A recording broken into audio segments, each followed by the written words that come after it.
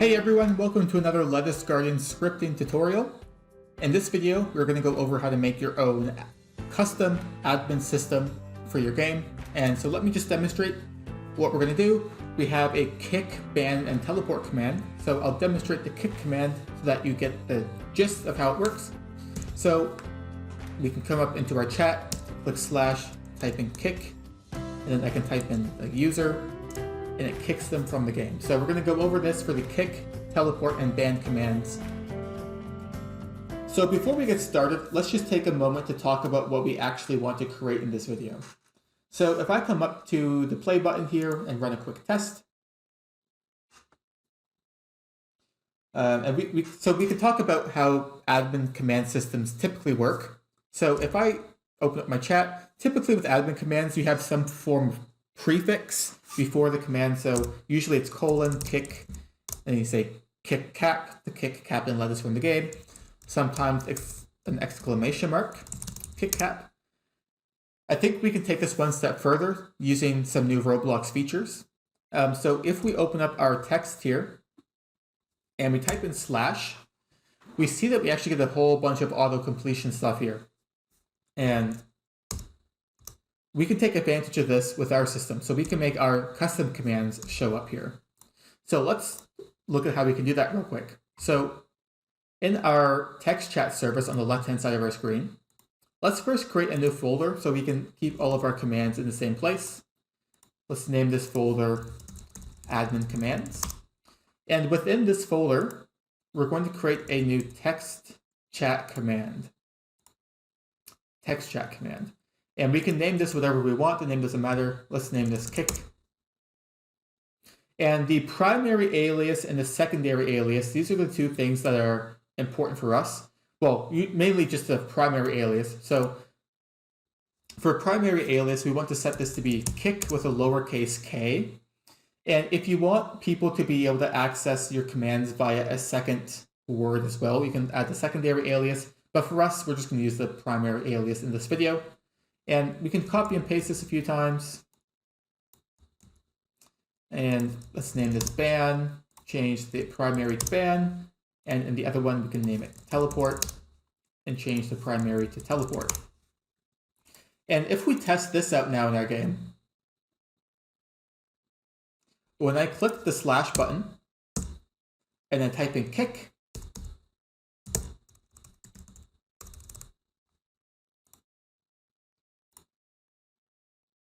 sorry, we need to add in slashes in our aliases. So we need to do slash kick, slash teleport, and slash ban.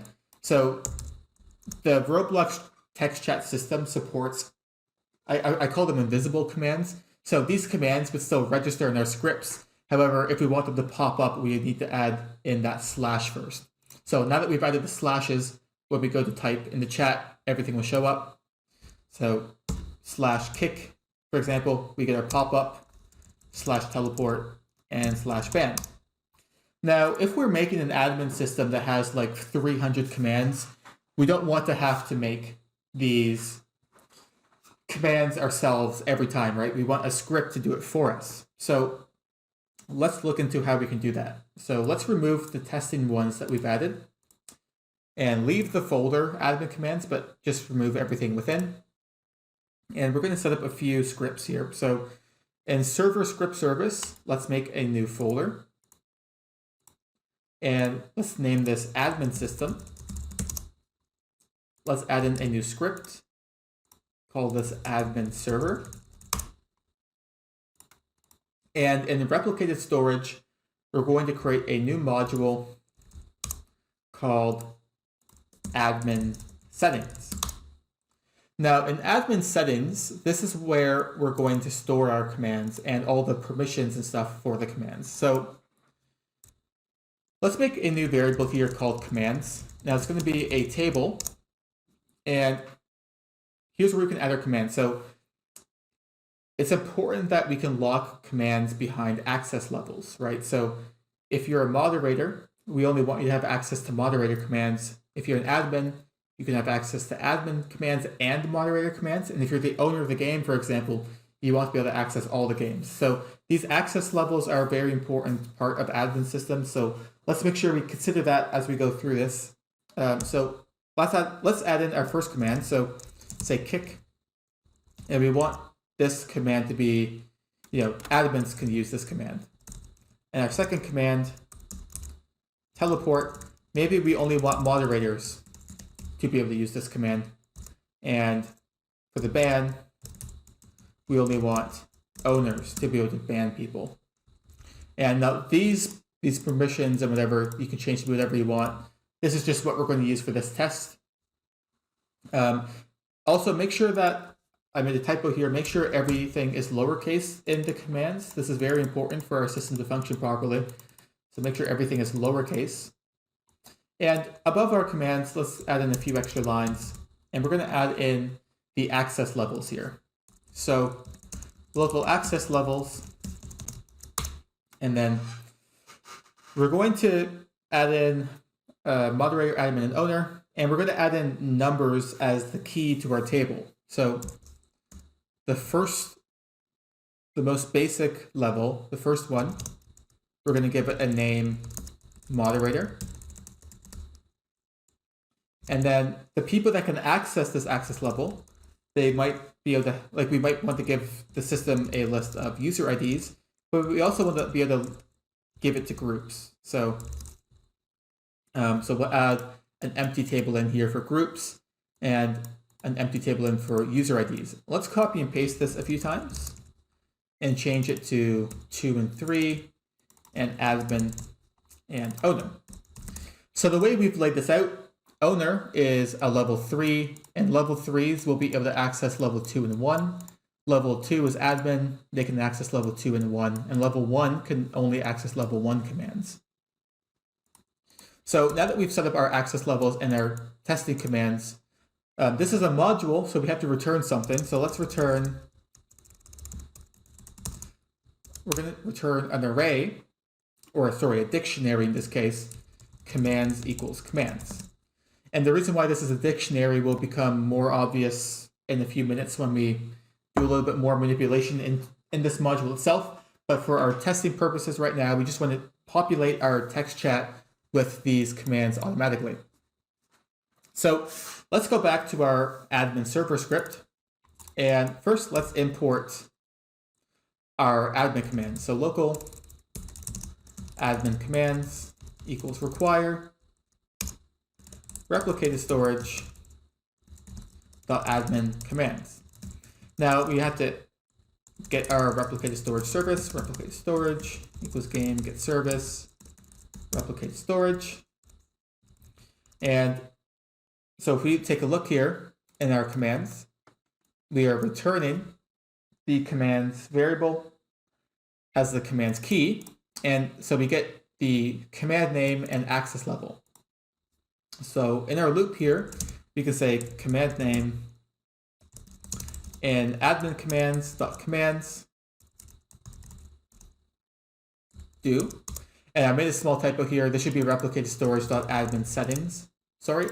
And let's make sure our variable name is up to date as well.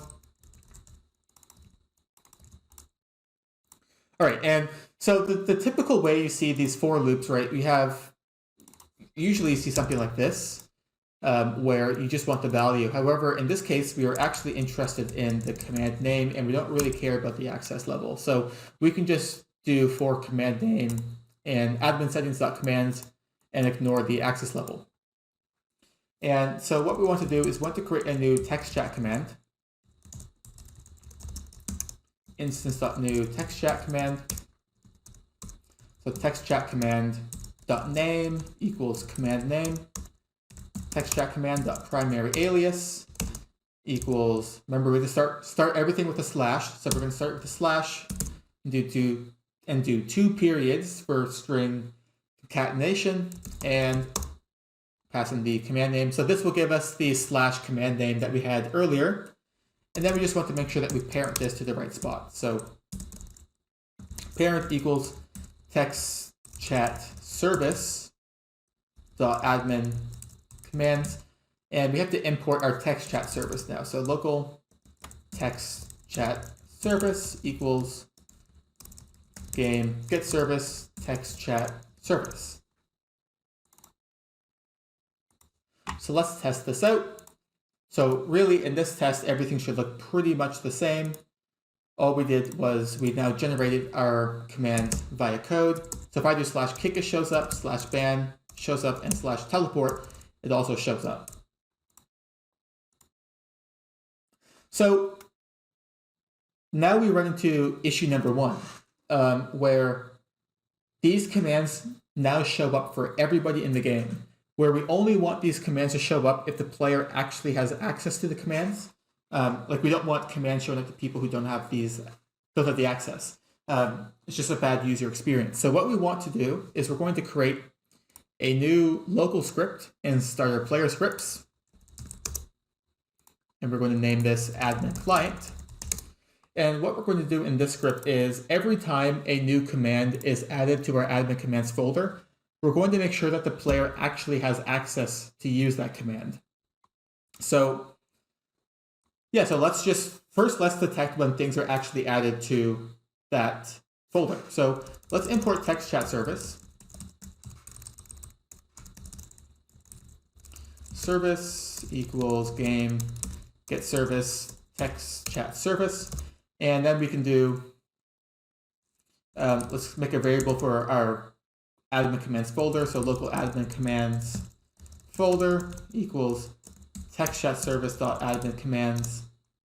And we can now detect when things are added to it. So admin commands folder dot child added connect function. And then we can say new command. And so this will run every time something is added to our admin commands folder. And we can access that through the variable here. And we can say local can access equals, well, okay, we haven't done this yet. How can we see if a player has access to the system? And I think a good place to add this is within our admin settings, because that's where we set up all the access levels initially.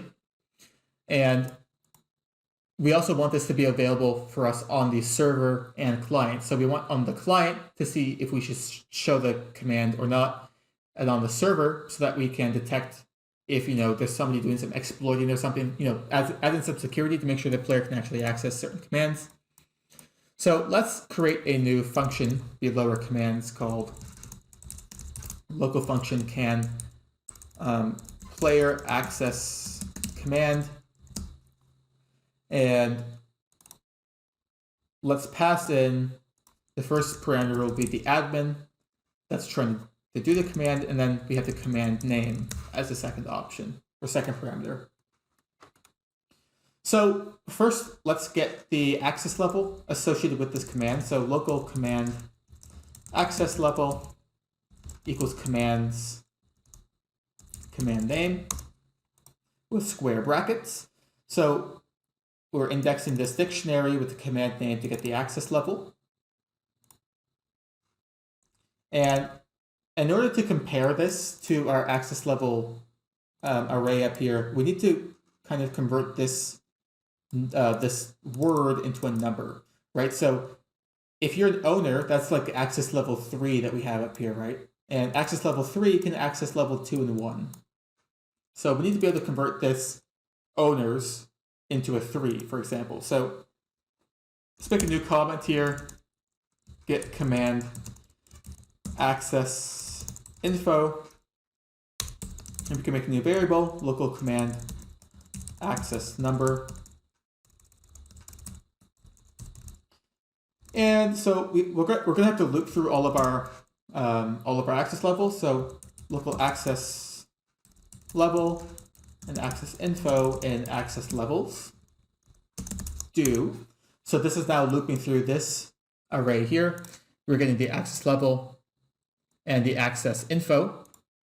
So we can say if the access info dot name equals the command access level, then we can set command access number to be the access level.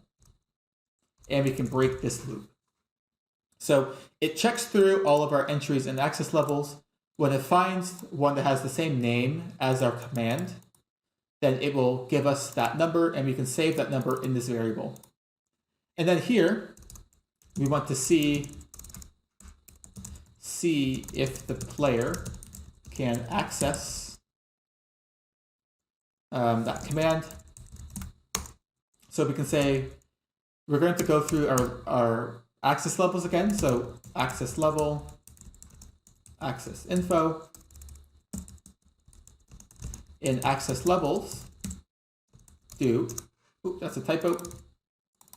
So we're going to go back through all of our lists, and we're going to see if they can access the command, so if they have the right permission. So if we're trying to run teleport, for example, we want admins, moderators, and owners to be able to run that command. So we have to check to see if they're allowed to. However, if we're doing something like the ban, only owners can do ban. So first, let's filter out commands that we know for sure they can't use. So if the access level for this, if the access level number is lower than the command access level, then we're just going to continue. We already know that for sure they cannot access that command. And then now we have to check to see if their user ID falls within our user IDs list. So for example, if I want to be a moderator and my user ID is whatever this number is, we can add that here. If we want to add more users, we can add more, of course. So let's check to see if the user is in that list. So if table.find access info.user IDs, and then we can do the admin.user ID. Then return true. If they're in that list, then they can obviously use the command. And then for the next part, we have to check to see if they're in the group. So the way we're going to lay out our groups is we're going to have like a table within a table. So we can have a group ID, and we're going to set a rank. And with this system too, we can add multiple groups. So multiple groups can have access to the same access level. And basically anybody who's at this rank or above within that group can access every command that is at that access level. So how do we do this? We can say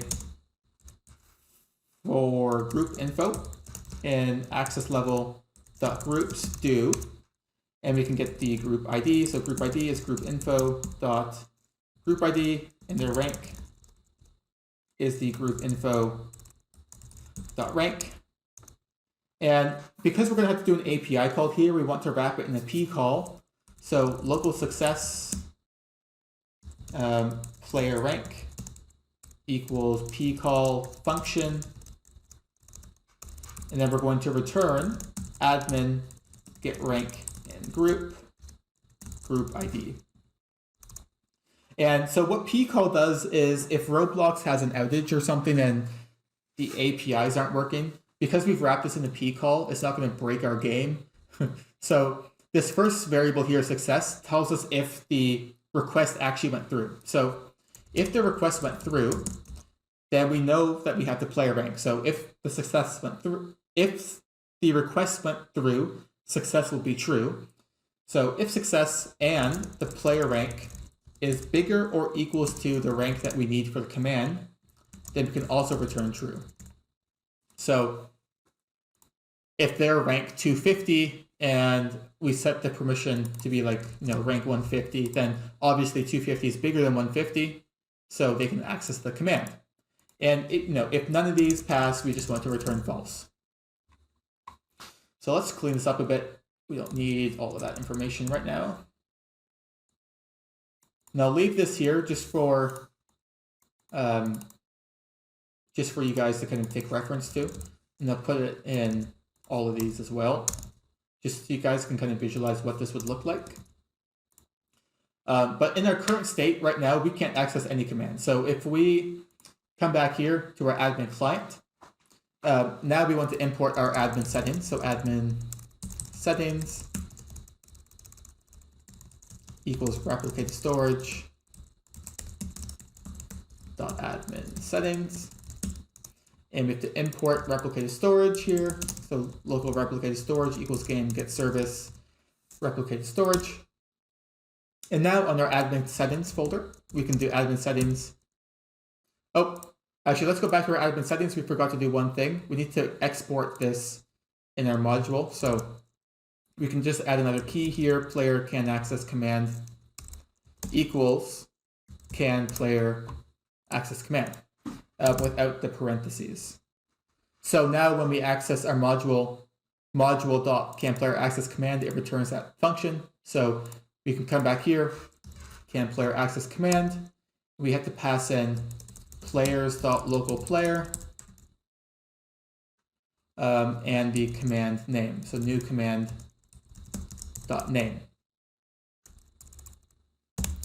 And we have to import the players as well now. So import players. And so now what we can do here is we can say if not can access, if you can't access the command, then we're just going to delete it. New command destroy.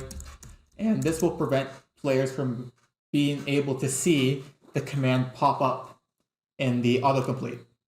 Now, one last change we want to make here before we test this is what happens if the server, or I guess what happens if the game starts, like you join the game, and all of these commands have already been created.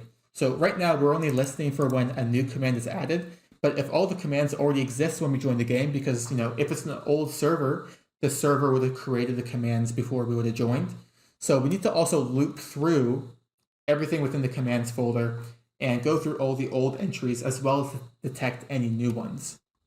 So let's actually make this a function up here. Local function, and we can say new command added, new command. And then we're just going to move everything that we wrote here. Just going to drag it up. And rather than having our own custom function here, we're just going to call new command added. And before this, we're going to loop through all the commands in the folder. So admin commands folder, get children. And then we're going to call new command added as well on these. So if we test the game now, we aren't going to see any commands pop up. And actually, we have a bit of an error here. So line 55 in admin settings. And that's just because I made a small typo here. Rather than saying command access level, they should say command access number. And I misspelled something. Right, I missed an S. So let's test this out now. That should fix our error. And we should see that no commands pop up. And another small typo here on line 37, we want to remove the S from owner. Our name for the permission is owner and not owners like we had. And this should fix the errors that we were seeing. All right, cool, no errors this time. So if I type in /kick, I don't get anything. /teleport, I don't get anything. And /ban, I also don't get anything. But before we go back to the code, let's head over to players and click on whatever player is up here. That's you. And we can copy our user ID from here. So copy our user ID. And then we're going to go into our admin settings and we're going to give ourselves owner permission for this test.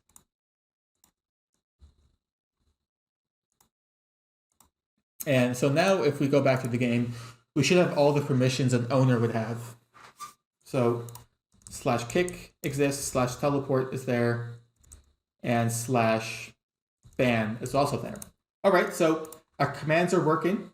Now we just have to detect when a player actually uses the command and do something with that information. So back to our admin server, let's make a new function up here called local function command triggered. And then we're going to get the command name, the admin that posted it, and the message that they sent. And we get that information from our text chat command. So the text chat command has a nice event here called triggered. And when it's triggered, it gives us the what's called the text chat or the text source, as well as the message the player typed. So the text source has a user ID associated with it. So user ID equals text source dot user ID, and then we can get the player. So local player equals players. So let's import our players up here. Game get service players. So players get player by user ID, and we can pass in the user ID. So now we have our player, and we can check to see if this player has access to use that command. So if admin settings.can player access command, so we have our player, and we have the command name. And so if they do in fact have access to use the command, then we can call command triggered, passing in the command name, the player, and the message that they typed. So first thing we want to do is we want to lowercase the message. So message equals message lowercase. For this system, we're going to deal entirely in lower cases. This means basically the player can type a command in whatever casing they want, but our system is going to process it all as lowercase. This makes our life much easier. So yeah, this is what we're doing because it's much easier. And so let's take a look at the way this message is structured. So say I have a kick command. So I do kick cap. So let's just do like local test. Oh, make this a comment.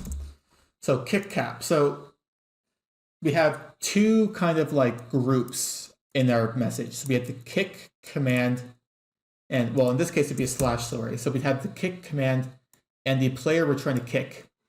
So, and something more complicated like a teleport, we'd have, teleport cap to lettuce. We'd have three individual groupings. So how do we access these individual groupings and do something with them? So let's make a new variable here called local split message, because we want to split up our message, and we can do message split and then a space between two quotes. So what this will do is this will give us a table where these three groupings of text are separated and get their own values. So actually, let's print this out so we can take a look at what that looks like. So if we now use a command, we should see it print with that information. So if I do kick cap, we see it print down here, and the first one is kick and the second one is cap. So now that we have this information, we can actually start looking for who this player is in the game and do something with that. But right now we don't have any command modules. So within our admin system, let's add a new folder. We're going to name this folder commands. And the first command we're going to do is the kick command because it's super simple. So let's make a new module in here. And let's name this module lowercase kick. And here we're going to return a function called admin and split message. And so looking at what we had in our output, we know that the second element of our split message is the person we're trying to kick. So local kick player name equals split message 2, because it's the second element. And then we can get the player. So local kick player is, well, if we only get cap, cap isn't an actual player in our game. How do we find cap?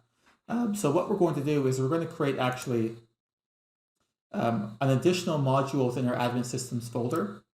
So let's make a new module up here. And we're going to name this get player from name.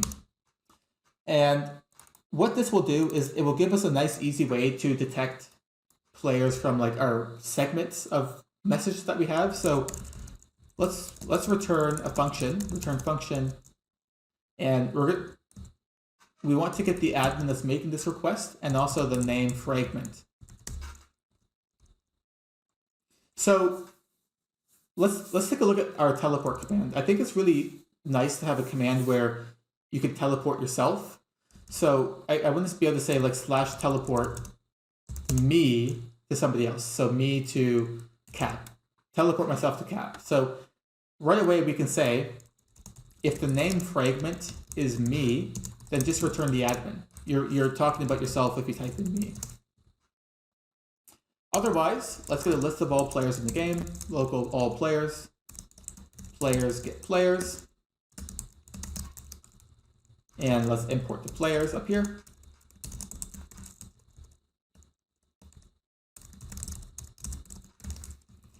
And so let's loop through all of our players.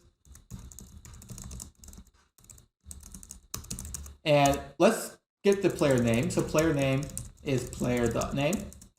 And what we want to do is we want to check the first letters of the player name to see if they match. So if my player name is Captain Lettuce and my name fragment is Cap, and we're going to convert our player names to be lowercase. So actually, let's do that now. Let's convert them to be lowercase. Because remember, we're only dealing with lowercases in this system. So right now, visually as humans, we can see that the first three letters of these two are the same. It's Cap and Cap. So how do we do this with code? We can say local names match equals player name sub 1 hashtag name fragment equals name fragment. So what is going on here? So this sub command is basically telling the system, I want to get the characters of a string from starting at number 1 all the way into the length of name fragment. So if my name is Captain Lettuce and I have Cap, so the length of this is 3. Okay, so we have 3 characters in this. So what we're doing here is we're telling the system to start at character 1 and go over 3 spaces. Go over the amount of spaces that are within our name fragment. And then we can see if these 3 characters match these 3 characters. So if it equals name fragment, then the names match. And if the names match, then we want to return player. And so now we can get players from just typing in a little bit of code, or a little bit of their name, sorry, rather than their entire name. So let's go back to our kick command. And so let's import that module. So get player from name equals require script.parent get player from name. And then we can just call this method here, get player from name, pass in the admin, and pass in the kick player name. And so if the player doesn't exist, so if they try to kick a player that just isn't in the game, then we're going to return there's no player with that name. Otherwise, we're going to kick the player. So kick player, kick, and then we're going to say, you've been kicked. So let's test this out. Let's test if I can kick myself from the game. So we're going to test it in 2 ways. So I should be able to say kick me. And I got nothing. Oh, that's right. We need to connect our module now with our admin server. So here we were just printing the split message, but now we want to actually run the command. So let's add a new variable here for our commands to get our commands folder. So local script.parent.commands. And here what we could do is we can do local command module equals commands find first child command, and if the module doesn't exist, so if not command module, then we're going to warn. We're going to say no module found for command. We're going to return.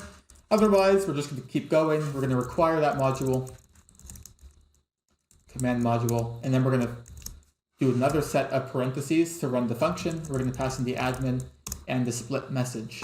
So now when we run the kick command, it should actually kick me from the game. So /kick me. So I've kicked myself. And if also, I'll go back and I'll do kick cap. So /kick cap. And oh, that's right, small typo. So let's go back to our get player from name. We want to do this on the player name. So rather than doing player sub, we want to do player name sub. And now if we test this out,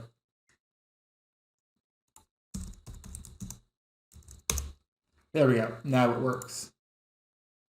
So now we have our kick command working. Let's go to the teleport command next because it's also a very, very simple command to implement. So to save us some time, let's just copy and paste our kick command. Let's name it teleport. Let's open it up.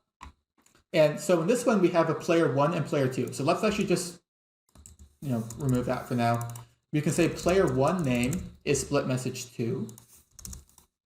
Local player 2 name is split message 3. Now this sounds a little bit counterintuitive, right? Player 1 is 2 and player 2 is 3. Well, let's take a look at why this is the case. So our command is /teleport, and then we have, say, cap and lettuce. So this is player 1, cap is player 1, player 2 is lettuce. But remember, we're splitting these up into groups. So group 1 is teleport, group 2 is cap, group 3 is lettuce. So player 1 is actually in like the second element of our list. And then player 2 is in the third element. So now we can get player 1. So we can do player 1 name. We can get player 2 equals get player from name, admin player 2 name. And then we can just make sure they actually exist. So if not player 1, then return.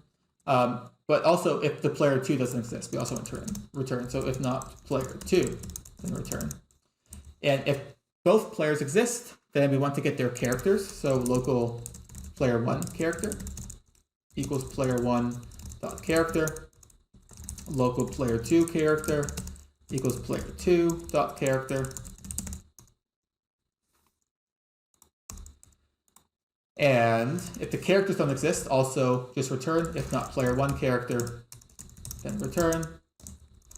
If not player 2 character, then return. And if they both exist, then we're going to set player 2's pivot. So player 2 character, set pivot. Player 1 character set pivot. So player 1, we want to send player 1 to player 2. So set pivot. Not set pivot. Pivot 2, sorry, is the command here. Pivot 2, player 2 character, get pivot. So if our command looks like this, we're going to send player 1 to player 2. That's the way this command works. And because I'm only doing the one-person tests, I can't really test this out in this video, but I did test it out before the video. I wrote all this code before, and it does work. So you just have to, you can test it out yourself when you set the commands in your game with other players, but this command will in fact work for you. And the last command we want to implement here is a ban command.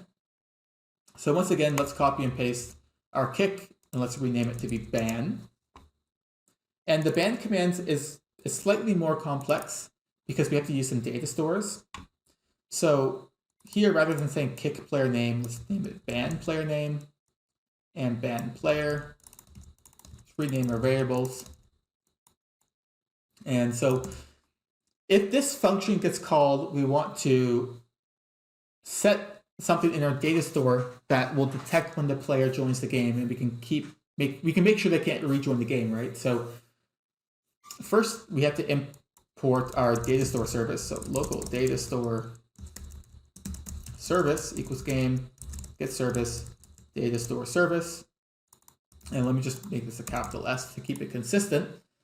And we also want to bring in our ban store. So local ban store equals data store service get data store bans 01. And the reason why we add 01 is because if we ever want to reset the ban data, we can just come in here and change this 01 to 02, and it completely resets our data. But we're going to start with 01. And so now here, what we can do is we can do ban store set async. And we're going to say, we're going to set it for we're going to set the ban player.user ID to be true. So this will set a new element in our data store that says if the player that has this user ID, they are banned. Now, we do want to do one thing that we did earlier. We want to wrap this in a P call because this will not work if Roblox has an outage. It will, error and break some stuff. So let's wrap this in a P call. So local success error message equals P call. Let's bring this inside and return it. And we can say here, if not success, then we can just warn the error message. So this will set the system, this will tell the system to ban the player, but we also have to kick them from the game. So here we can do ban player, kick, you've been banned. So this will set our data store up to detect when the player is banned. However, we don't have any code right now that's checking when they join the game, are they banned? And if they are, kick them. We haven't added that in. So what we also need to do in this file is up above our function, we can make a new function here called local function player added player.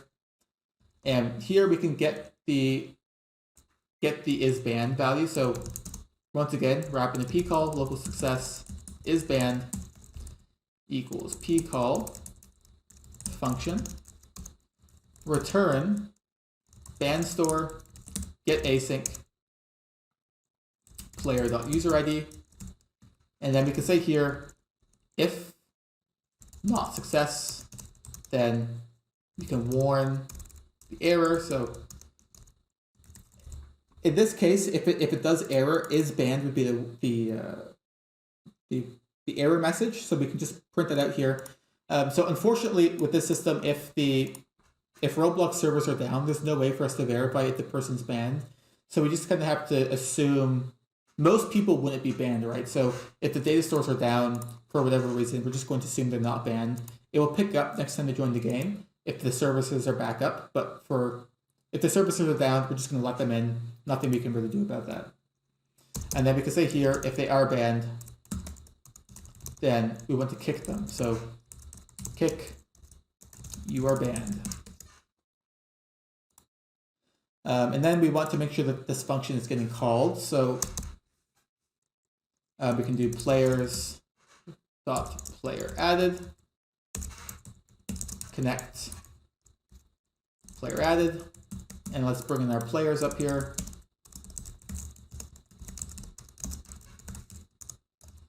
And also, we want to make sure that people that might have joined the game before our script runs also get picked up. So let's loop through all the players and players get players. Do player added player. So now this script will run this check every time a person joins our game. However, let's go back to our admin service. We only require the module when we actually run the command. So we actually want to add in some sort of preloader into here so that we can make sure that any modules we have that have custom functionality, they get run. So down here at the bottom, let's import all of our command modules. So commands get children. And we're just going to require all of them. So now our ban system will run the moment the game starts, and it will also pick up every time we use the ban command. So this is a command we can test. So let me just ban myself to prove it works. Oh, that's right. One more thing we have to do before we are able to test this within Studio is in our game settings, in our security, we want to make sure we enable Studio access to API services. And once that is set, we can come back into our game here. And so yeah, we just have the error still showing up. We have to just give it a couple of seconds to update. We'll try again here in a second. Okay, it worked that time. So if I do /ban me, so I banned myself from the game now. And if I rejoin, I should get a message appearing on my screen saying I've been banned. There it is. I can no longer join the game because I banned myself. And To reset the data, like I said, you can just change this 01 to 02 in your band's module. And now when I join the game, it works. I'm no longer banned because we reset the data. Thank you guys for watching. I hope this was helpful. If you want access to this code, check out the link in the description. If you need help with this system, you have any questions, or you want to expand upon it, or you have questions about anything else programming related, check out our Discord server. Link for that is also in the description. Thank you for watching.